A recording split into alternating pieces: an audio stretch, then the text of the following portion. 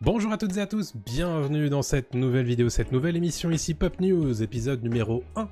Le pilote s'est plutôt bien passé, je me suis dit que j'allais poursuivre. Pop News, c'est l'émission qui parle de l'actualité de la pop culture à peu près toutes les 2 semaines.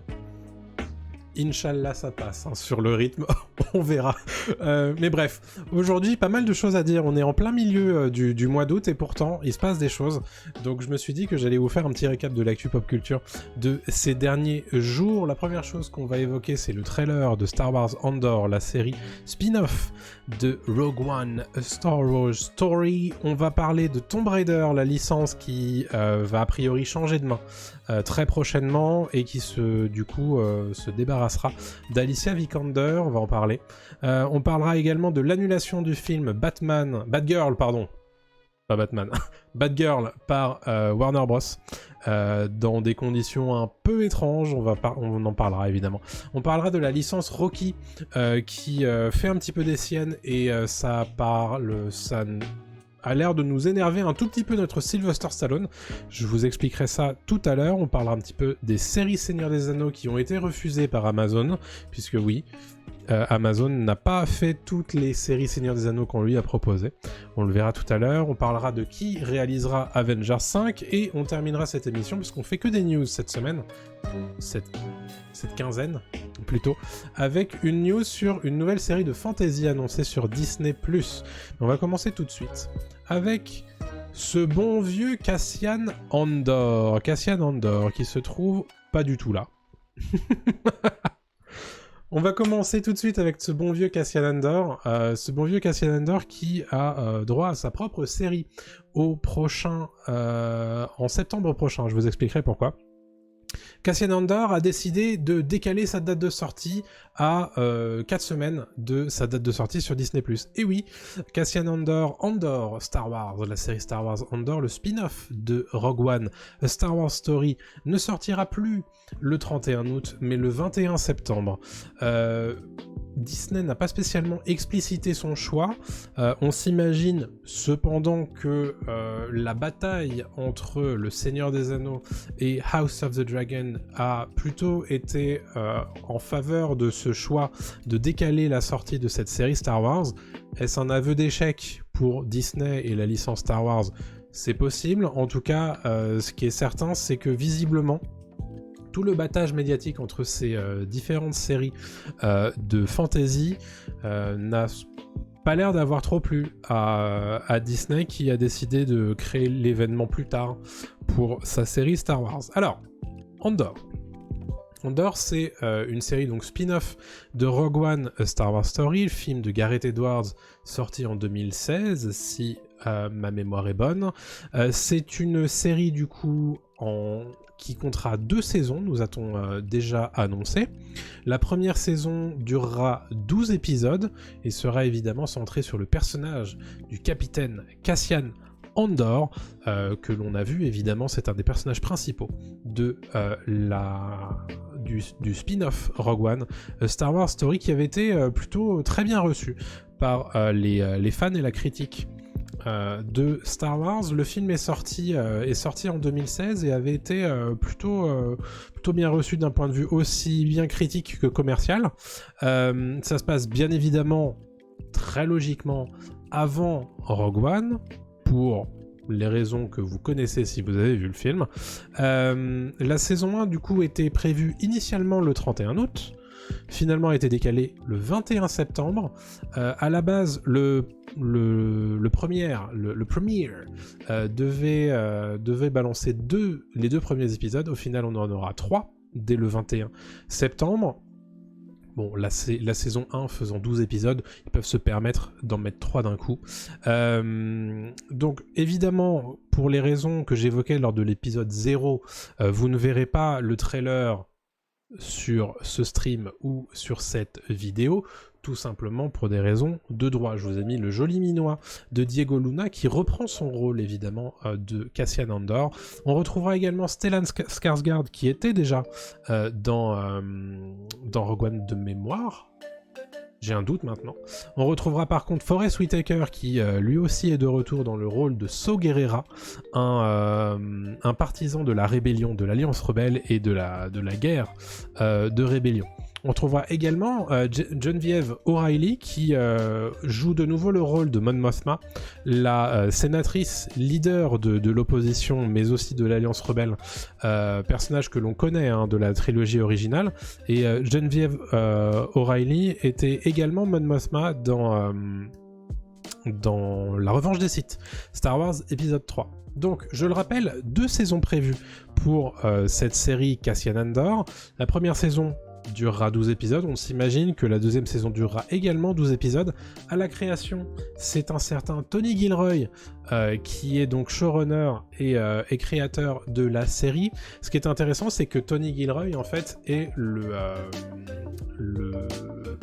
le script doctor qui s'est occupé des reshoots de Rogue One A Star Wars Story. Rogue One A Star Wars Story qui avait eu des reshoots extrêmement longs, qui avaient beaucoup changé en phase de post-production, et on le devait notamment à Tony Gilroy qui du coup est à la tête de la série Andor. Donc on devrait probablement revoir le même ton, en tout cas c'est ce que laissent penser les trailers d'Andor. Tony Gilroy qui s'est exprimé plusieurs fois dans les médias, notamment pour exprimer à quel point il a été libre en fait dans la création de cette série.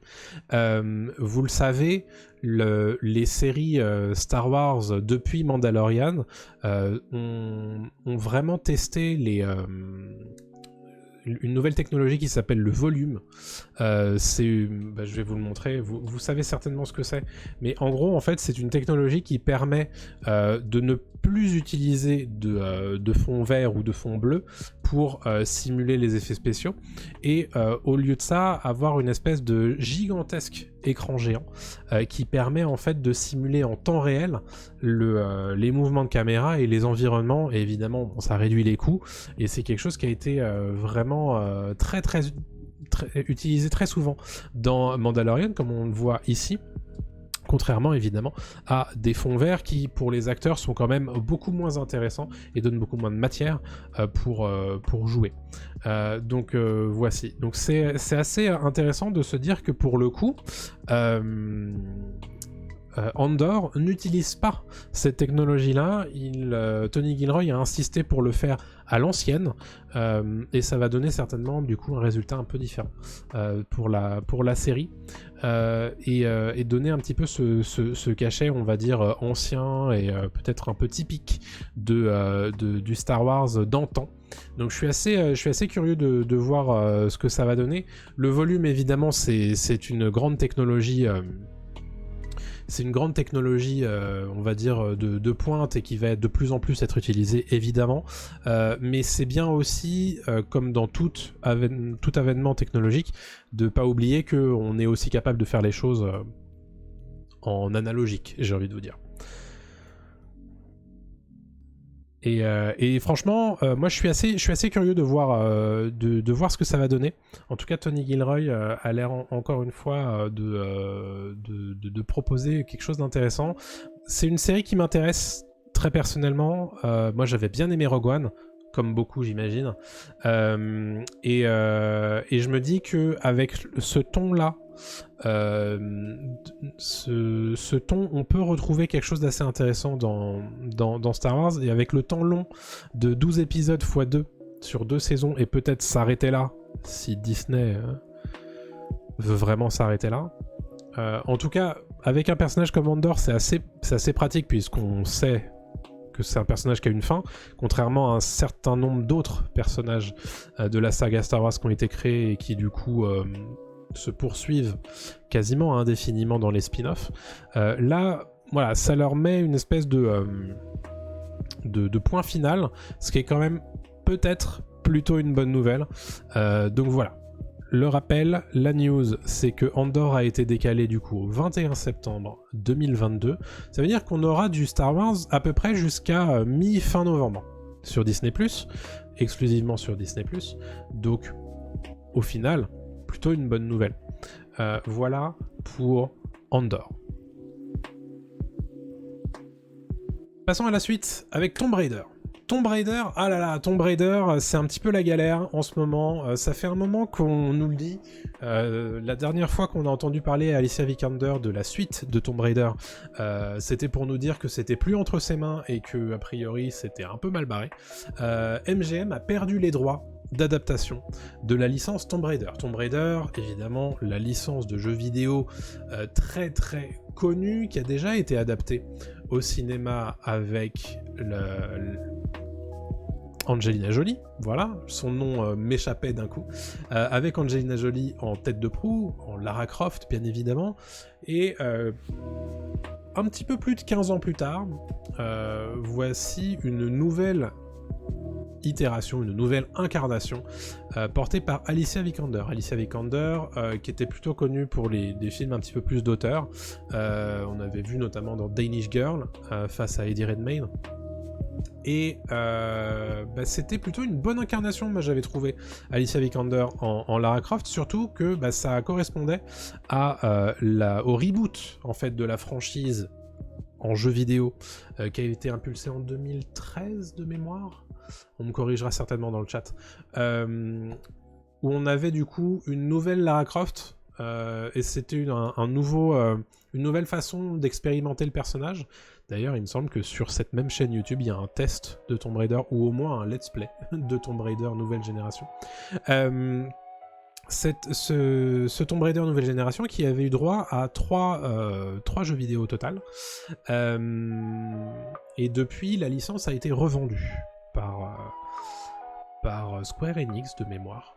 Là, je suis en train de dire des choses que je devrais pas dire parce que je suis probablement en train de m'en mêler les pinceaux. Mais bref, quoi qu'il arrive, MGM, pour revenir au sujet principal qui est du coup les studios de cinéma, MGM avait les droits d'adaptation de la licence Tomb Raider en film jusqu'à mai 2022.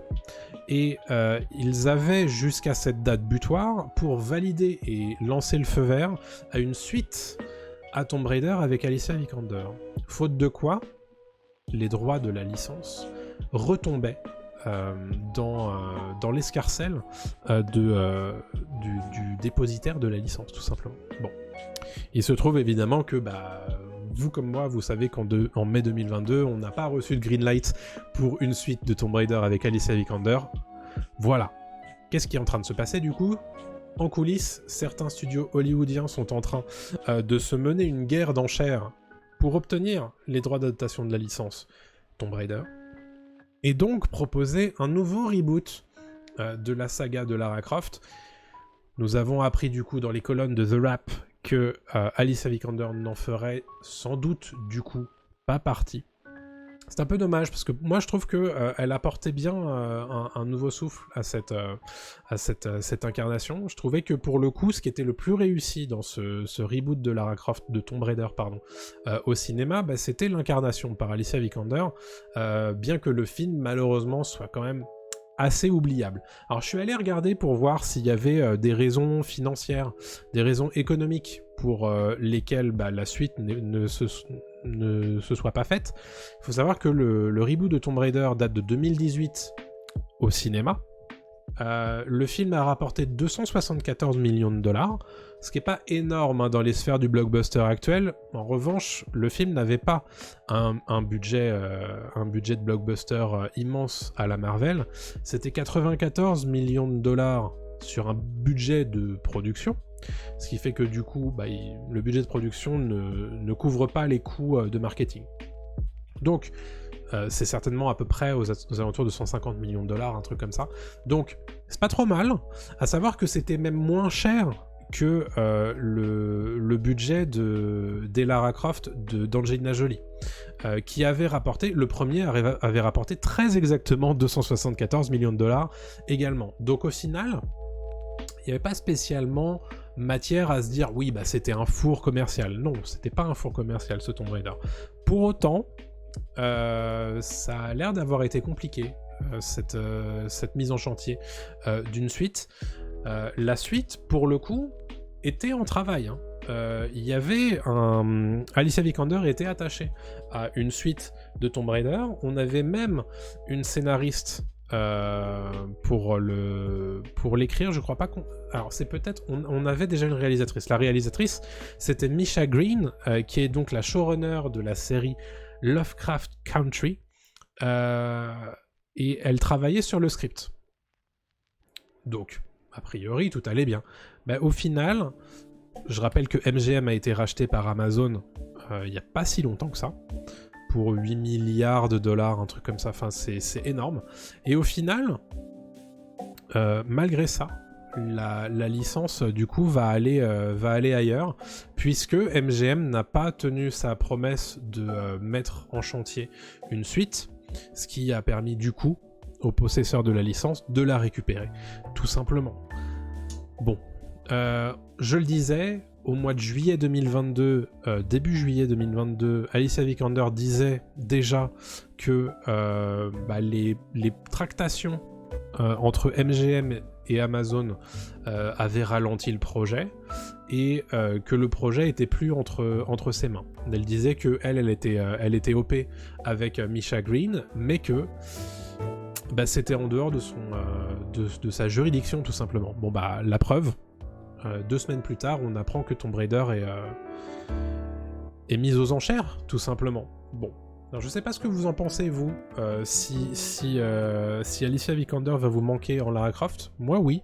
J'aurais bien aimé voir une suite, et peut-être un meilleur film que cette première mouture. Quoi qu'il en soit, il faudra malheureusement nous en passer, c'est bien dommage. La news choc, je crois qu'elle date d'aujourd'hui, ou d'hier. Non, d'aujourd'hui, puisque le 2 août aux États-Unis.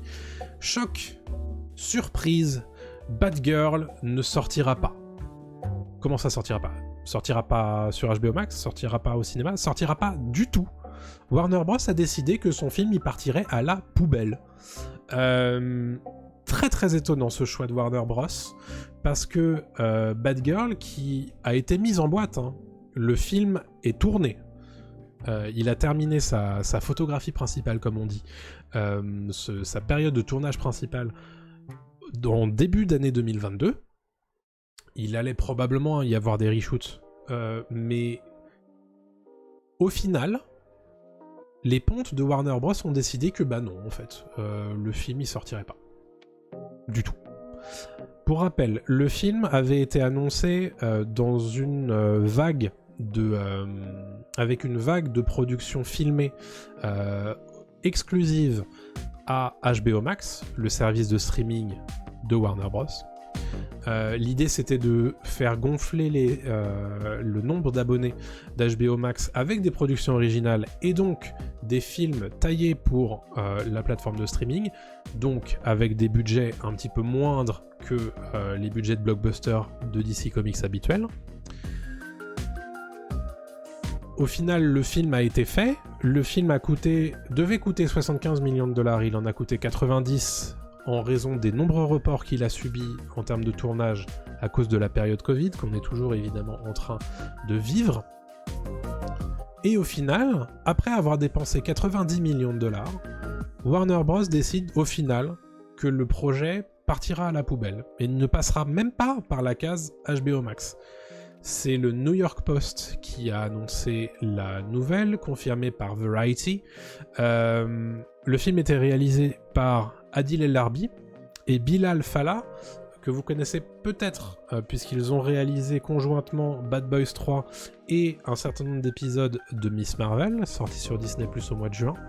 On devait avoir Leslie Grace, que vous voyez ici à l'image, dans le rôle de Barbara Gordon / Batgirl, et en termes de casting, on n'avait pas que des branques, hein. On avait J.K. Simmons qui reprenait le rôle du commissaire Gordon, on avait Michael Keaton en retour dans le rôle de Batman, et on avait Brendan Fraser, la momie, dans le rôle du méchant du film Firefly. Et au final, on n'aura rien de tout ça. Leslie Grace avait déjà parlé dans les médias qu'elle avait discuté avec les réalisateurs de ce qui pourrait ressembler à une suite, et au final Warner Bros a dit mais en fait non. Vous savez quoi, Qu'est-ce que c'est 90 millions de dollars? Alors, on nous précise, les sources nous précisent que c'est pas une question de qualité, c'est une question de revirement de stratégie.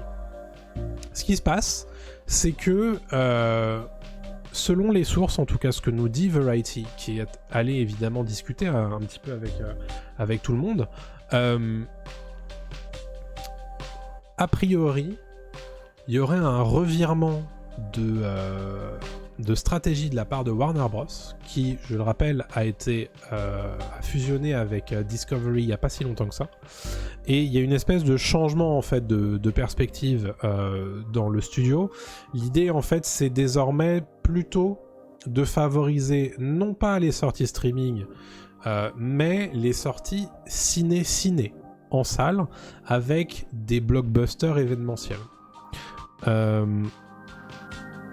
A été considérée l'idée de redimensionner Batgirl à coût de, évidemment, dizaines de millions de dollars pour en faire un gros blockbuster, mais au final, la solution n'a pas été retenue, puisque ça aurait coûté des dizaines et des dizaines de millions de dollars en plus en budget de production, mais aussi en budget marketing aux États-Unis et dans le monde. Au final, Warner Bros a décidé, vous savez quoi, on le sort pas. Pourquoi ? Parce que si on le sort pas, on va récupérer une partie de nos frais sur des récupérations d'impôts, sur une baisse d'impôts. Donc au final, pour résumer, on a des créatifs, on a des équipes qui ont travaillé pendant des mois sur un film qui s'appelle Batgirl, qui a terminé son tournage, qui était en train d'être présenté à des projections tests pour avoir des retours, pour améliorer le film via des reshoots. Et au final, quelques mois avant sa sortie, Warner Bros dit « Vous savez quoi ? Ça vaut pas le coup. On va récupérer notre argent, une partie de notre argent avec des baisses d'impôts, et puis ça ira très bien. Et au final, le film, on va le foutre dans un coffre et on le sortira jamais. » À quel moment c'est acceptable cette à quel moment c'est acceptable cette excuse. Donc évidemment la nouvelle est très très très mal reçue sur internet et chez les fans de DC, que l'on connaît comme étant plutôt chafouins quand on ne leur donne pas ce dont ils ont envie. Et là en l'occurrence a raison, puisque non seulement c'est ridicule, mais en plus est-ce que ça va pas endommager la réputation de Warner Bros auprès des créatifs eux-mêmes, puisque si Warner est capable de dire en fait on a filmé ce truc, on a payé 90 millions de dollars là-dessus, et en fait on va pas le sortir, à quel moment tu te dis en tant que créatif ouais c'est avec une entreprise comme ça que j'ai envie de travailler? Non. Donc attention, parce que ça fait déjà plusieurs années que Warner est un peu dans le collimateur, puisque, je le rappelle, il y a, je crois que c'est fin 2020, pendant la période Covid, ils avaient décidé de sortir en même temps leur film en salle et sur HBO Max, qui avait évidemment créé un tollé auprès de la communauté créative, qui disait que non, en fait c'était pas prévu comme ça dans les contrats, etc. Donc ils avaient un petit peu racheté leur réputation en sortant le carnet de chèques. Mais là, c'est quoi le concept en fait? Bref. Ça, c'était pour la news un petit peu choc de cette émission. Batgirl qui est annulée pour des raisons obscures. Bref, voilà. Ça, c'est pour Batgirl. C'est extrêmement triste. Et je serais pas surpris, évidemment, qu'il y ait un nouveau mouvement à la Snyder Cut pour qu'on nous montre ce film qui sort sur HBO Max, tout simplement, en fait. Mais bon. Visiblement, Warner Bros a décidé que ça leur rapporterait pas assez d'argent de balancer ça sur HBO Max, et donc il valait plutôt récupérer ça sur des baisses d'impôts. Qu'est-ce que vous voulez que je vous dise maintenant ? Parlons de Creed et de Rocky. La saga Rocky qui est un petit peu sujet d'une dispute en ce moment. Sylvester Stallone est vraiment mécontent on va en parler. Alors, déjà, première news qui n'est pas en rapport avec tout ça, mais la première, c'est que Creed 3 a été décalé. Creed 3 a été décalé au 3 mars 2023, en mai dernier, alors qu'il devait sortir en novembre 2022. Je rappelle que le film est réalisé par Michael B. Jordan, qui joue le rôle d'Adonis Creed dans les 2 spin-offs de Rocky que sont Creed 1 et 2, et le 3e épisode était attendu fin 2022, il a été décalé du coup début 2023. Maintenant, pour ce qui nous intéresse tout de suite, visiblement un spin-off de Creed, qui est déjà un spin-off de Rocky, serait en préparation. Et ça ne plaît pas, mais alors pas du tout, à notre ami Sylvester Stallone. Je vous explique pourquoi. Déjà d'abord, d'après les informations de Deadline, le studio MGM, du coup, lui encore, on en parlait avec Tomb Raider tout à l'heure, le studio MGM serait en train de préparer un spin-off sur Drago, Ivan Drago, que l'on connaît, hein, puisque il a combattu Rocky dans Rocky 4, et on l'a vu également dans Creed 2, là où son fils se battait contre Adonis Creed. Ce spin-off devrait être centré du coup autour d'Ivan Drago, alias Dolph Lundgren, que vous voyez juste ici dans Rocky 4, et son fils Victor Drago, donc Florian Munteanu, qui jouait dans Creed 2, que l'on avait vu dans Creed 2. Le script, a priori, devrait être géré par un certain Robert Lawton, qu'on ne connaît pas spécialement, hein, je vais pas vous mentir. Et Sylvester Stallone est extrêmement fâché parce que il considère que il a créé la licence Rocky, puisque je rappelle, hein, Rocky c'est écrit, réalisé et joué par Sylvester Stallone, et qu'il a touché très peu d'argent au regard du succès énorme de la saga pour cet épisode 1, et il a jamais retenu les droits sur la licence, puisque les droits de la licence en fait sont auprès du producteur du film, qui considère lui que Sylvester Stallone a été très bien payé pour ce qu'il a fait, et que il n'a pas du tout de quoi demander, de quoi exiger des droits sur la licence qu'il a aidé à créer, à édifier.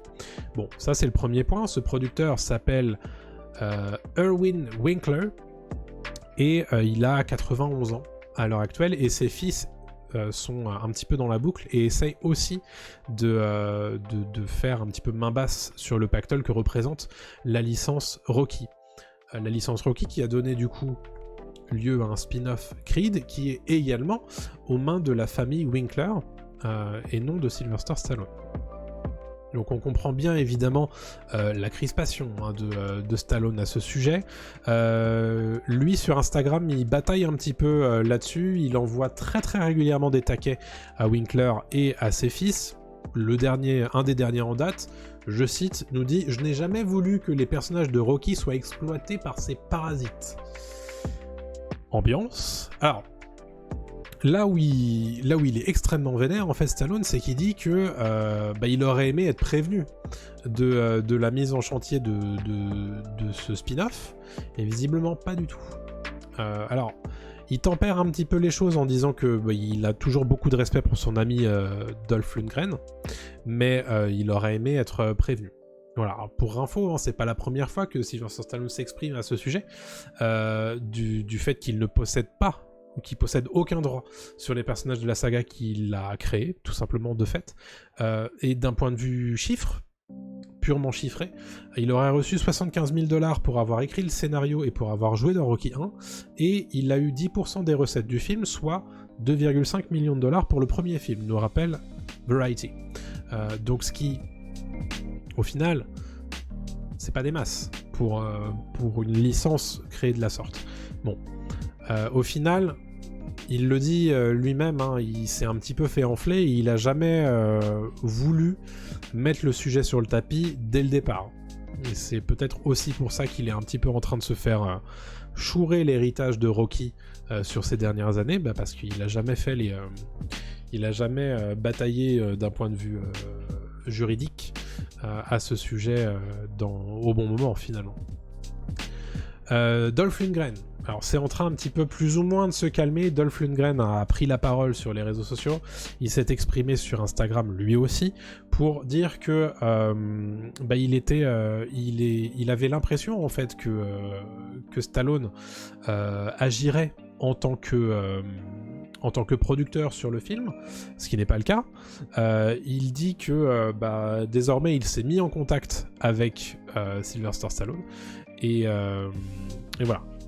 Il rappelle cependant que la fuite a eu lieu dans la presse et qu'à l'heure actuelle, il n'y a pas de script, il n'y a pas de deal encore entre lui et la production, il n'y a pas de réalisateur attaché au projet, donc visiblement, c'est vraiment dans les prémices de ce projet.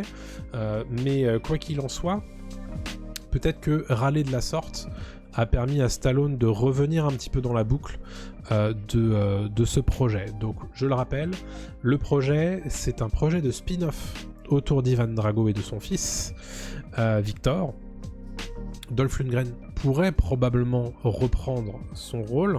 Il n'est pas dit cependant que Sylvester Stallone apparaisse dans le film. Pour l'instant, évidemment, on est à plusieurs années de voir le film éclore sur nos écrans, tout simplement parce que pour l'instant, c'est encore trop tôt. Il n'y a pas de script, il n'y a pas de réalisateur, et a priori, il n'y a même pas encore de signature de fait entre les acteurs et les producteurs.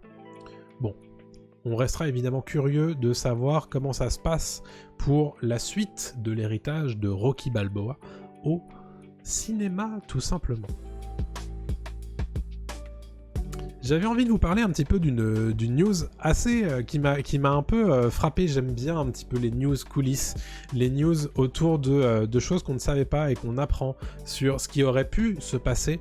Taron Egerton de Kingsman a refusé de jouer le rôle de Han Solo jeune dans A Star Wars Story. Mais pourquoi ? C'est ce qu'on va voir tout de suite. Taron Egerton, rappelons-le, c'est Kingsman, c'est Rocketman plus récemment. C'est un acteur qui a montré qu'il était capable de faire du film d'action, mais aussi du film d'auteur, du film un petit peu plus, on va dire, musical avec Rocketman, où il incarnait ce bon vieux Elton John. Il aurait pu tout à fait jouer le jeune Han Solo de Solo A Star Wars Story. C'est ce qu'il a dit en tout cas quand il est passé dans le podcast qui s'appelle Happy, Sad, Confused. Voilà ce qu'il a raconté. Je vous dirai un petit peu tout ça après. Il a passé des auditions, puis il a passé des essais un petit peu plus avancés. Vous savez qu'il y a plusieurs phases d'audition, évidemment, quand on va pour être recruté en tant qu'acteur dans un gros film, dans un gros blockbuster. Évidemment, on passe des auditions comme tout le monde, puis après on passe des essais avancés pour voir si ça marche à l'écran, et puis parfois on passe aussi des tests à l'intérieur de décors et face à d'autres acteurs. Mais c'est exactement ce qu'a fait Taron Egerton, puisqu'il a passé une audition avancée au sein du Faucon Millenium, face à Chewbacca en costume, et ça s'est pas fait. Pourquoi ça s'est pas fait ? Regardez ce qu'il nous dit. J'étais avec Chewie, j'étais en plein dans mon costume, j'ai vraiment eu le sentiment que j'étais dedans, je l'ai fait, je l'ai ressenti. Mais j'ai juste senti que ça le faisait pas. C'est comme quand j'ai lu le script de Kingsman, j'étais là en mode ça je dois le faire, ça c'est mon rôle. Et là pour le coup il le ressentait pas sur ce film. Alors après, il dit que c'était il y a si longtemps que maintenant il se sent, on va dire, à l'aise avec le fait de parler de ça, disant que maintenant on pourra pas trop lui en vouloir de raconter ses secrets de tournage. Rappelle que Solo Star Wars Story est sorti en mai 2018 et a été réalisé par Ron Howard. Solo Star Wars Story, qui a finalement choisi du coup... Alors, rien ne dit que Taron Egerton aurait eu le rôle. Il dit juste que il l'a refusé. Et au final, le rôle de Han Solo, le jeune Han Solo dans Solo Star Wars Story, a échu à Alden Ehrenreich, un acteur qu'on avait vu notamment dans Ave César et dans Sublime Créature. Le film est sorti en 2018, en mai 2018, a généré 392 millions de dollars de bénéfices, non pas de bénéfices, de recettes, contre un budget de production, donc sans les coûts marketing, de 275 millions de dollars.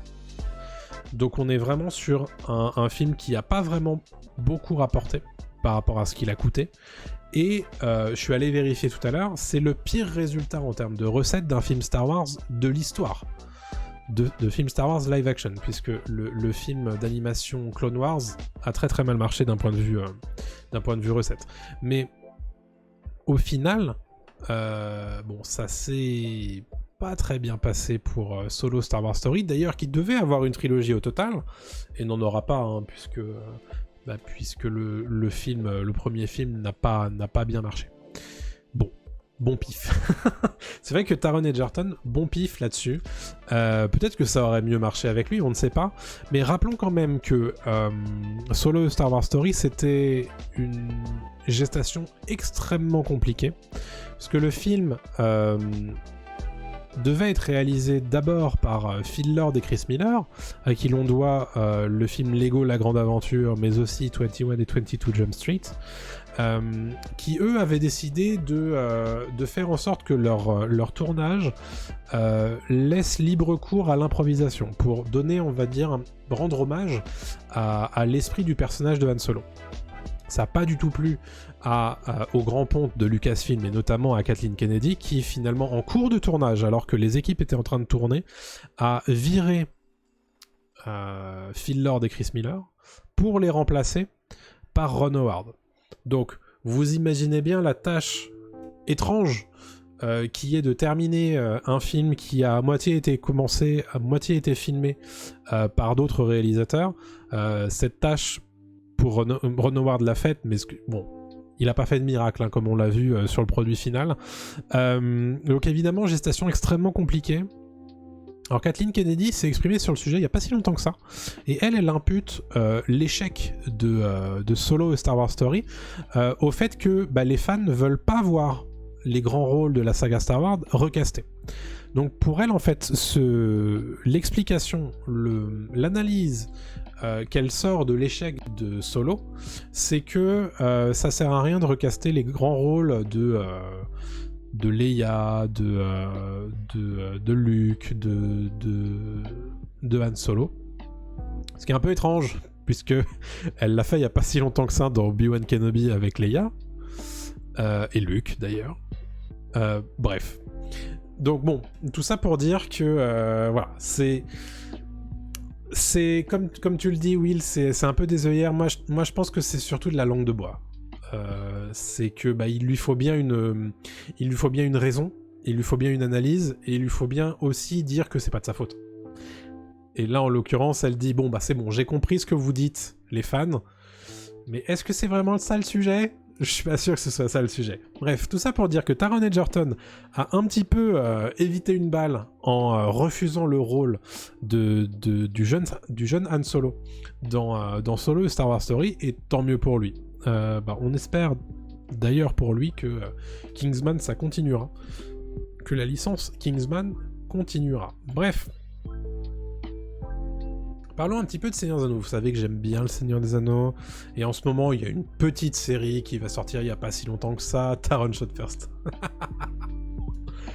Le Seigneur des Anneaux, vous savez, le Seigneur des Anneaux, les Anneaux de Pouvoir sort bientôt, et en ce moment on apprend un certain nombre de choses, et notamment le fait que, évidemment, il y avait d'autres séries Seigneur des Anneaux qui ont été proposées à Amazon Studios, qui en a refusé un certain nombre.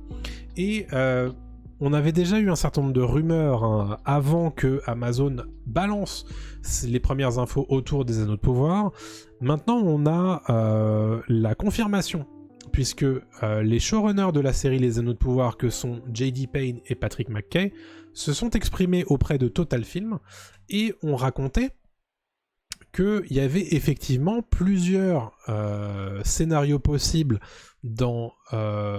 proposés à Amazon Studios, et qu'Amazon Studios a choisi le script des Anneaux de Pouvoir.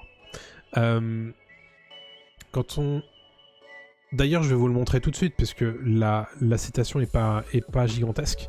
Je vous la traduis tout de suite. Quand on a commencé le travail, on nous a dit qu'il y avait littéralement des douzaines d'autres personnes qui s'étaient lancées dans la mêlée, et tout le monde proposait des choses différentes.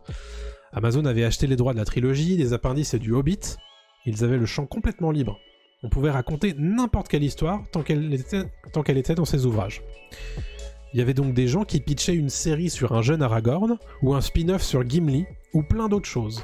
Fin de la citation. Alors, ce qui est rigolo, c'est que c'est pas la première fois qu'on entend parler d'une série Amazon sur le jeune Aragorn, sur la jeunesse d'Aragorn. Ça fait d'ailleurs partie des rumeurs les plus tenaces autour de la série Seigneur des Anneaux par Amazon. C'est pour autant la première fois que, personnellement, je suis peut-être passé à côté, hein, mais c'est la première fois que, personnellement, j'entends parler d'un spin-off sur Gimli. Autour du Seigneur des Anneaux. Ça aurait pu être intéressant. Visiblement, ça a été refusé par Amazon Studio, qui a préféré choisir du coup le pitch des Anneaux de pouvoir. Alors moi je voulais revenir un petit peu sur le potentiel de cette série sur le jeune Aragorn. Ça aurait pu être très intéressant, moi je pense, notamment parce que l'identité d'Aragorn, jusqu'à assez longtemps, hein, jusqu'à la fin de sa vie, est un secret. Vous le savez, Aragorn, c'est l'héritier du trône du Gondor, et c'est un secret pendant une grande partie de sa vie, puisqu'il n'en veut pas. Il y a également eu énormément d'aventures dans la vie d'Aragorn avant qu'on le connaisse dans la communauté de l'anneau. Il a connu beaucoup de personnages d'intérêt. Je pense évidemment à Arathorn, son père, mais aussi à Eladan et Elrohir, qui sont les fils d'Elrond, des guerriers elfes de renom. Donc ça aurait pu évidemment être très intéressant de suivre leurs aventures. Il est également parti à la recherche de Gollum, sur ordre de Gandalf, parce que Gandalf craignait que Gollum donne des infos au Seigneur des Ténèbres au sujet de Bilbo le Hobbit. Bref, donc il y avait vraiment beaucoup de choses à faire autour de la jeunesse d'Aragorn. Ils ont décidé plutôt d'aller sur quelque chose d'immense, j'ai envie de dire de pharaonique, d'un point de vue budget, mais aussi d'un point de vue créatif, parce que les Anneaux de pouvoir, c'est quand même une tâche qui est assez imposante, hein. On va pas se mentir. Bref, mais il y avait de quoi faire en tout cas. Sur Gimli, pourquoi pas. Il y avait peut-être des choses à faire aussi sur la période de la fin de sa vie, où il part à l'aventure avec Legolas. J'imagine que ça aurait été intéressant. Mais j'imagine également que, à la fois pour Aragorn, mais aussi pour Gimli et potentiellement Legolas, ça aurait été très très dur, probablement, pour Amazon de faire accepter une nouvelle incarnation après celle de Viggo Mortensen évidemment pour Aragorn, de John Rhys Meyers pour Gimli et d'Orlando Bloom pour Legolas. J'imagine que ça pour le coup c'est peut-être difficile, et c'est peut-être aussi pour ça qu'ils ont décidé de partir sur les Anneaux de pouvoir. On le saura peut-être jamais, hein, pourquoi ils ont choisi les Anneaux de pouvoir. En tout cas ce qui est certain c'est que les Anneaux de pouvoir, contrairement à un spin-off sur Aragorn ou sur Gimli, a plus le potentiel d'une épopée épique de plusieurs dizaines d'années, à mon sens. Et même si pour le coup, et je le répète, hein, je le dis beaucoup à chaque fois que je parle du Seigneur des Anneaux et des Anneaux de pouvoir, je trouve que cette série a vraiment du pain sur la planche à se faire accepter auprès des ultra fans. Pourquoi ? Parce que c'est aussi une série qui a la nécessité d'inventer beaucoup de choses. Pour deux raisons. La première, c'est que Amazon n'a pas les droits sur le Silmarillion, qui est quand même la ressource principale pour une bonne partie de ce qui se raconte dans la période de la forge des Anneaux de pouvoir et de la chute de Numénor, ce que traite les Anneaux de pouvoir du coup. Et la deuxième raison, c'est que évidemment, même si les notes de Tolkien autour de ces périodes-là sont extensives, tout n'est pas écrit trait pour trait, mot pour mot. Donc ils le disent, hein, J.D. Payne et Patrick McKay, il y a eu beaucoup de matériau qui a été inventé pour les besoins de la série. Et moi, mon gros point d'interrogation autour de cette série, c'est est-ce que les fans vont l'accepter ? Et ça, pour voir un petit peu ce qui se passe dans les commentaires sur YouTube et dans les commentaires sur Twitter, ça a l'air d'être une tâche ardue. Bon, évidemment, moi je suis très curieux, j'ai très envie de laisser sa chance au produit, et je suis évidemment très impatient d'être le 2 septembre, puisque c'est le 2 septembre que sort la série, le premier épisode de la série sur Amazon Prime Video. Voilà donc pour quelques informations sur les coulisses du Seigneur des Anneaux, les Anneaux de pouvoir. J'en parlais lors de l'épisode 0 de Pop News, Avengers The Kang Dynasty, Avengers 5 sortira en 2025, ça rime, et a désormais un réalisateur.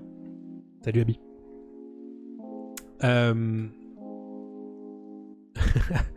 Avengers 5 a désormais un réalisateur. Destin Daniel Cretton va réaliser Avengers 5, Avengers The Kang Dynasty, qui a été annoncé en grande pompe par Kevin Feige lors du panel du Hall H de la Comic-Con 2022 pour Marvel Studios. J'en parlais lors de la précédente émission, lors de l'émission 0 tout simplement. On n'avait pas encore à ce stade de réalisateur attaché au projet, c'est désormais chose faite puisque Marvel Studios a avancé assez vite sur la question et a mis la main tout simplement, ou a remis la main sur Destin Daniel Cretton, que vous connaissez son nom. Pourquoi ? Tout simplement parce que c'est lui qui a réalisé Shang-Chi et la légende des 10 anneaux, qui est sorti en 2021, qui a réalisé des recettes de 432 millions de dollars, ce qui est plutôt correct pour un box-office post-pandémie. Et à la suite de ça, il avait tellement convaincu Marvel Studios que Marvel Studios avait tout simplement signé un accord global avec lui et lui avait tout simplement intimé le projet de travailler sur Shang-Chi 2, mais aussi de travailler sur une série Wonder Man pour Disney+. Donc Marvel Studios aime bien ce talent qu'est Destin Daniel Cretton, et à tel point que Kevin Feige lui a tout simplement donné les clés d'Avengers 5. Avengers 5 du coup qui est évidemment un des points d'orgue de la phase 6 de la phase 6 du Marvel Cinematic Universe. Donc tout ça évidemment, ça tend à prouver que le Marvel croit en son talent, et ça confirme encore une fois que les frères Russo ne sont pas attachés au projet.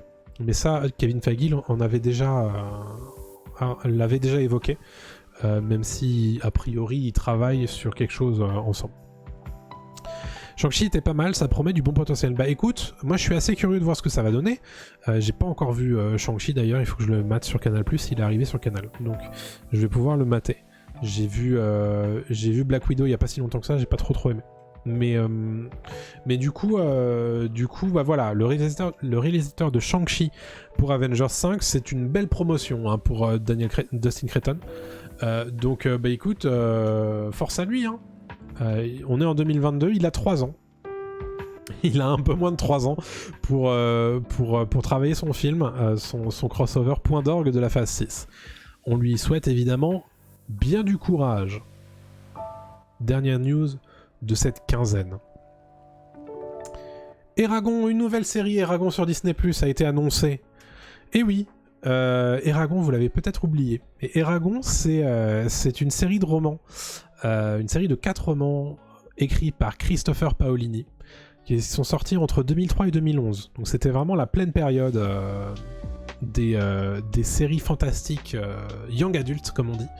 La série de bouquins s'est vendue quand même à 41 millions de livres au travers le monde.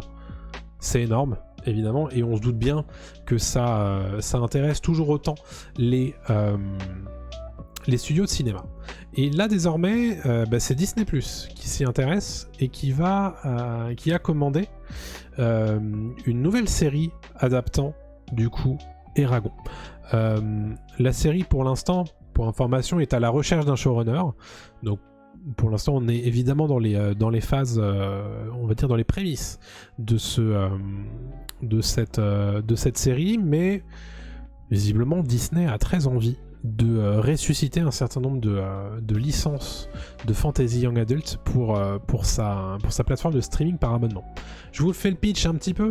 si vous l'avez oublié ou si vous n'avez jamais connu. Eragon, c'est un jeune garçon de ferme et un beau jour, il découvre un œuf de dragon. Et cet œuf de dragon finit par éclore et en naît une dragonne qu'il nomme Saphira. Il apprend petit à petit à devenir dragonnier, chevaucheur de dragon, grâce à son mentor du nom de Brom, et il va se mettre en quête de mettre le roi Galbatorix à bas pour libérer le continent d'Alagaësia, à vos souhaits, pour libérer ce continent du joug tyrannique du roi Galbatorix. Ça, c'est le concept de la... C'est le pitch sur un ticket de métro de la série Eragon, qui avait eu le droit à une adaptation précédemment en film cette fois. Le film est sorti en 2006 et avait comme personnage principal du coup Eragon, joué par Ed Spelliers, un acteur évidemment qui n'a plus fait grand chose après. Je suis désolé de vous l'apprendre. On avait un petit peu de beau monde quand même, puisqu'on avait John Malkovich en Galbatorix, le grand méchant du film. On avait Jeremy Irons dans le rôle de Brom, le mentor d'Eragon, et on avait la voix de Rachel Weisz dans le rôle de Saphira, la dragonne. Le film a été très mal reçu d'un point de vue critique. D'un point de vue commercial, il a récolté 250 millions de dollars contre son budget de production de 100 millions de dollars. 100 millions de dollars de production, 250 millions de dollars de recettes. C'est pas indigne, mais ça n'a pas appelé du coup le studio à faire une suite, comme on l'a vu, hein, puisqu'il n'y en a pas eu, tout simplement. Ça fait 16 ans que le film est sorti, bon, voilà, il n'y a pas eu de suite. Mais en tout cas, ce qui est en train de se passer est assez intéressant, puisque Disney Plus a l'air un petit peu de se dire que il y a du potentiel chez certaines de ces licences de fantasy young adult. Pourquoi je dis ces licences ? Tout simplement parce qu'il y a 6 mois, Disney Plus a fait l'annonce de la mise en chantier, du feu vert d'ailleurs, d'une nouvelle série autour de Percy Jackson. Percy Jackson, une série de romans de Rick Riordan qui fait partie un petit peu de cette même mouvance des années 2000-2010 de fantasy young adult, où là pour le coup on suit attendez, je vais vous le montrer puisque pour le coup Percy Jackson c'est Logan Lerman dans les films. Voilà, qui lui pour le coup avait eu droit à 2 films. Je crois que c'était 20th Century Fox d'ailleurs, hein, qui est tombé dans l'escarcelle de Disney depuis. Et bref, donc ça pour le coup, il y aura une nouvelle série Disney Plus, tout simplement, puisqu'elle a été annoncée et greenlightée au mois de janvier dernier. Est-ce que je peux trouver le casting rapido ? Ça pourrait être sympa. Yes. Voici donc le casting. Enfin, en tout cas, les 3 derniers acteurs ajoutés au casting. Bref, tout ça pour vous dire que, en ce moment, on est un petit peu en train de checker les différentes licences qui pourraient intéresser dans le futur Disney+, pour créer évidemment des séries événements sur sa plateforme, et aussi créer du coup de l'engouement sur plusieurs années. Parce que c'est évidemment tout le concept d'une série, d'avoir plusieurs saisons, et en l'occurrence remettre la main sur des licences qui ont plusieurs bouquins à adapter. Évidemment, c'est quelque chose qui intéresse beaucoup Disney. Et la preuve, hein, en l'espace de 6 mois, ils en ont ressuscité 2, qui étaient toutes les 2 d'ailleurs sorties de l'escarcelle de 20th Century Fox d'ailleurs, il me semble. Donc tout ça pour vous dire que on est vraiment, encore une fois, et toujours plus, dans une logique de contenu, mais surtout licence. Donc voilà, l'intérêt en ce moment, l'intérêt des studios, les studios s'arrachent vraiment des licences partout, et visiblement la fantasy a le vent en poupe. Tant mieux pour elle, et tant mieux pour les amateurs du genre, j'en fais partie. Donc écoutez, tant mieux pour ça. Voilà pour cette émission numéro 1 de Pop News. J'espère que ça vous a plu. Si vous êtes là à la fin de cette vidéo et à la fin de ce live, évidemment c'est que ça vous a plu, laissez un petit pouce en l'air. Si vous êtes sur YouTube, bien évidemment. Abonnez-vous si ce n'est pas encore fait sur YouTube, ça me fera évidemment plaisir. Et puis lâchez un commentaire pour me dire un petit peu ce que vous avez pensé de toutes ces news. L'air de rien, il s'est passé des choses en cette quinzaine. Moi je vous retrouve d'ici 15 jours sur Twitch et sur YouTube pour une nouvelle émission Pop News, l'actualité de la pop culture. À très bientôt tout le monde. Salut à tous.